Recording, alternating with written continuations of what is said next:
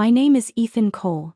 And the sentence my brother said that night still echoes louder than any boardroom applause I've ever heard. It happened at our father's 65th birthday dinner, white tablecloths, low jazz music, and the kind of quiet luxury my family liked to mistake for success. The entire room revolved around my older brother, Marcus Cole. He stood at the head of the table in a tailored suit, glass raised, speaking like he always did, confident, loud, untouchable. To growth, Marcus said, smiling at our parents, to leadership, and to running a real business.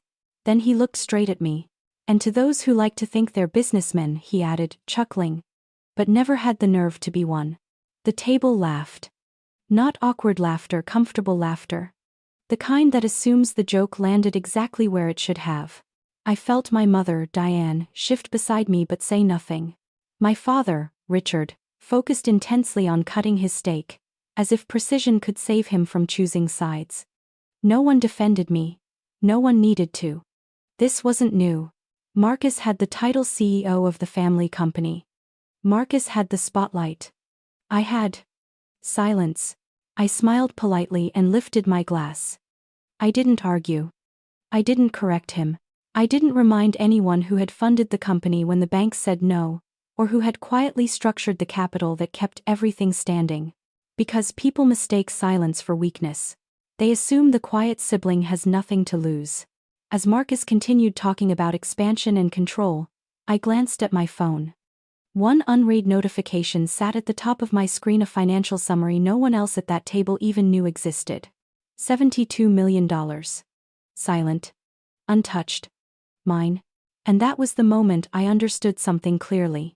Marcus thought he was celebrating his power. In reality, he was sitting on top of it without knowing who owned the ground beneath him. Marcus had always been the visible one. Even when we were kids, the difference between us was clear. Marcus spoke first, spoke loud, and spoke with certainty even when he was wrong. Teachers praised his confidence. Relatives called him a natural leader. When he broke something, it was curiosity. When I did, it was carelessness. I learned early that attention followed noise. By the time we were adults, that pattern had hardened into something permanent. When our father, Richard Cole, decided it was time to turn his small manufacturing firm into a real company, everyone assumed Marcus would run it. He had the charisma, the presence, the kind of confidence that filled rooms. No one asked who would fund it. I was already working in finance then, quietly, methodically building relationships, understanding leverage, learning how money actually moved when no one was pitching or posturing. I didn't chase titles. I chased stability. When the banks declined my father's expansion plans, I didn't argue with them. I found alternatives. I raised the first round of private capital. I guaranteed early loans in my own name. I structured the holding entities that protected the company from risk it never even saw coming. And I did it without asking for credit. Marcus was named CEO. I was listed as an advisor, a title vague enough to mean nothing and everything at once. At family gatherings, relatives asked Marcus about growth, leadership, and vision. When they asked me anything at all, it was usually, "So, what do you do these days?" I let Marcus have the spotlight because, at the time, it felt easier. Our parents reinforced it without realizing they were doing damage. My mother praised Marcus's ambition. My father trusted his instincts. When Marcus spoke over me in meetings, it was interpreted as passion. When I stayed quiet, it was seen as agreement. No one noticed that every major decision still passed across my desk first. They didn't see the contracts I rewrote at midnight, the investors I talked down during volatile quarters, or the contingency plans I built in case Marcus's confidence ever outran reality. I wasn't invisible because I lacked value. I was invisible because I made things work. And when things work, people stop asking how. So I stayed where I was, behind the scenes, underestimated, unchallenged. I told myself it was temporary. That results would speak for themselves. What I didn't realize was that silence doesn't just hide effort. It teaches people to believe you don't matter. The $72 million didn't appear all at once. That's the part people never understand. It wasn't a lottery win or a single lucky deal. It was built slowly, quietly over years of decisions no one ever saw. Minority stakes I took early, exits I never talked about, dividends I reinvested instead of spending. While Marcus was busy building a public image, I was building something far less visible and far more durable. The money lived in a layered structure, holding companies, private trusts, and investment vehicles deliberately designed to stay out of sight, not for secrecy but for protection. I'd learned early that the most dangerous money is the kind everyone knows about. Once people see it, they start making plans for it. The $72M was never meant to impress anyone. It was meant to stabilize things. When our company expanded too fast, that money quietly reinforced cash flow. When lenders hesitated, it acted as a backstop. When risks piled up faster than Marcus could acknowledge them, the foundation absorbed the shock. On paper, it looked like the business was strong on its own. In reality, it was being carried. Legally, the structure was clean and precise. I was listed as the sole controlling partner of the foundation.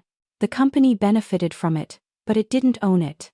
That distinction mattered more than anyone realized. Especially Marcus. He saw growth charts. I saw exposure. He saw expansion. I saw liability. The irony was that I'd explained parts of this before years ago using plain language, but Marcus didn't listen. He never had. To him, money only counted if it was visible, applauded, and announced in meetings. Anything silent didn't feel real. So the $72M became invisible by design. No one at family dinners mentioned it. It wasn't on slides. It wasn't in speeches. Even our parents assumed the company's strength came solely from Marcus's leadership. I let them believe that. Not because I wanted credit but because the system worked better when egos weren't involved. The foundation existed for one reason: to keep the company alive if confidence ever failed. What I didn't plan for was confidence turning into carelessness. And when Marcus crossed that line, when he assumed control meant ownership, the silent money stopped being a safety net. It became a boundary. The second time Marcus humiliated me, it wasn't at a family dinner. It was worse. It happened in a conference room, surrounded by people who nodded at everything he said because his title demanded it. The walls were glass, the table polished, the kind of room designed to make power feel permanent. Marcus stood at the front, clicking through slides about expansion into 2 new markets, speaking with the same confidence he always did: fast, assured, unquestioned. When the presentation ended, someone from the board asked about risk exposure. Marcus waved it off. "We're covered," he said. "Our capital structure is solid." Then he glanced at me, leaning back in his chair. "Unless Ethan has one of his quiet concerns," he added, smiling. "But we don't need to slow down for hypotheticals. Was looks the fear preistaner cage talius 18 nake." A few people laughed. Not cruelly comfortably. The kind of laughter that follows the person in charge. I felt something tighten in my chest. Not anger, but clarity. This wasn't ignorance anymore. This was dismissal. I didn't raise my voice. I didn't challenge him publicly. I simply spoke. "Just make sure the foundation is still there," I said calmly.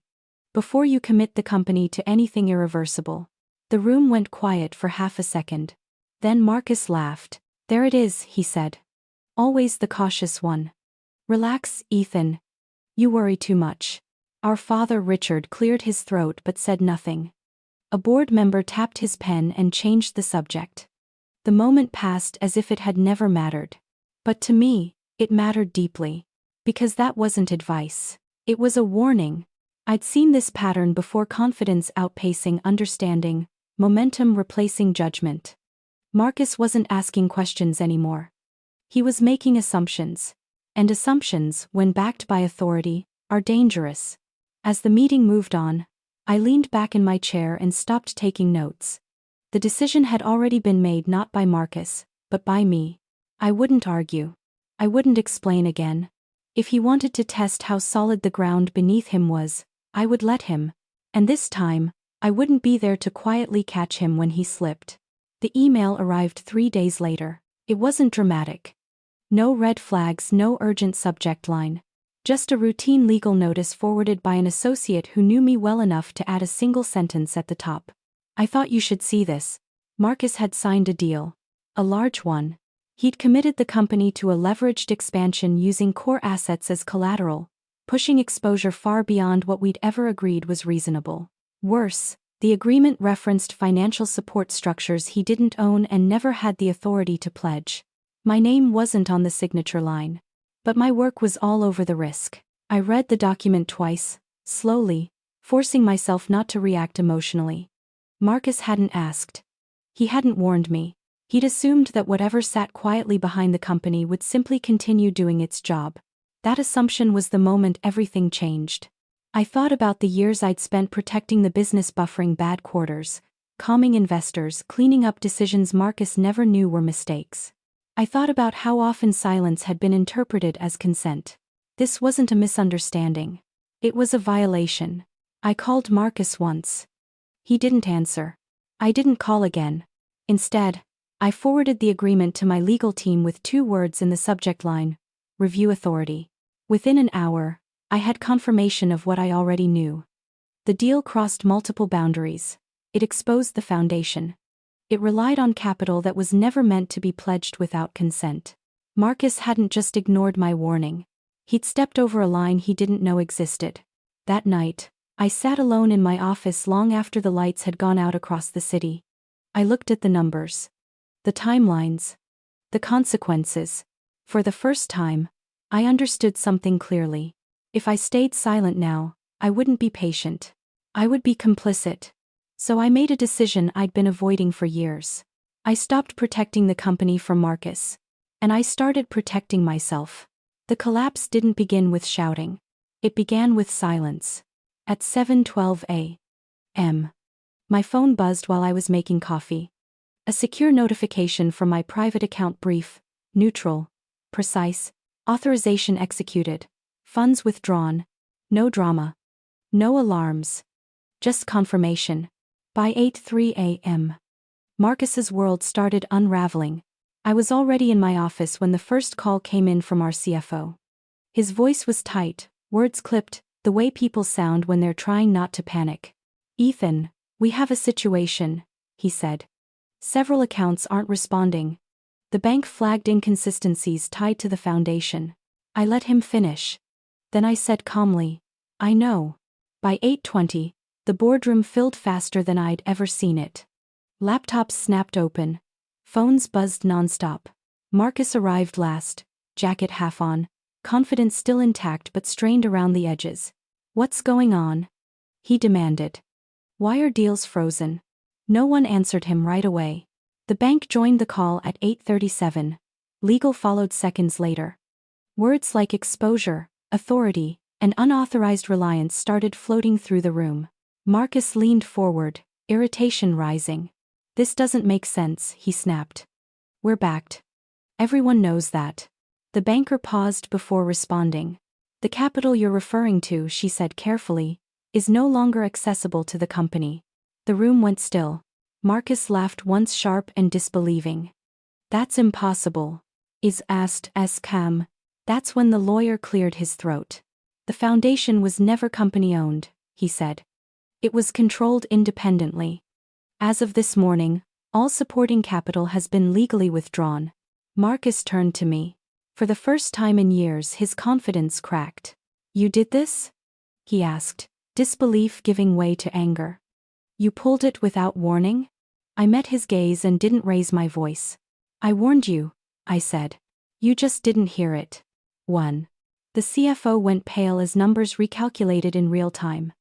Without the $72M backstop, leverage collapsed. Covenants were breached. Expansion plans dissolved instantly. The room erupted: questions, accusations, confusion, but it all blurred into noise. Because the truth had landed, the company hadn't been strong on its own. It had been supported. And that support was gone. Marcus sank back into his chair, staring at the table like it had betrayed him. The same man who once laughed at my caution was now surrounded by consequences he didn't know how to manage.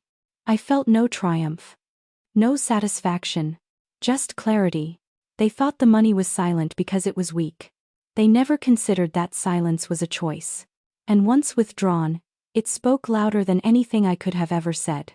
The apologies didn't come all at once. They came in waves, messy, uncoordinated, and far too late. Marcus called first. Not in anger this time, but in panic.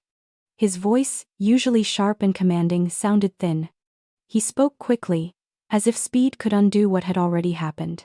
He said words like misunderstanding, overreaction, temporary pause. He said family more times in 2 minutes than he had in the last 2 years. I let him talk. Then I ended the call. Our parents reached out next. My mother asked if we could fix this quietly. My father suggested a private dinner, just the 4 of us, as if the problem had been tone instead of trust. They didn't ask whether Marcus had crossed a line. They asked whether I would move it back. Board members followed. Some tried reason. Others tried pressure. A few tried rewriting history, reminding me how supportive the company had been of my role. I listened politely and repeated the same sentence each time. The foundation is no longer exposed. That was it. No explanation.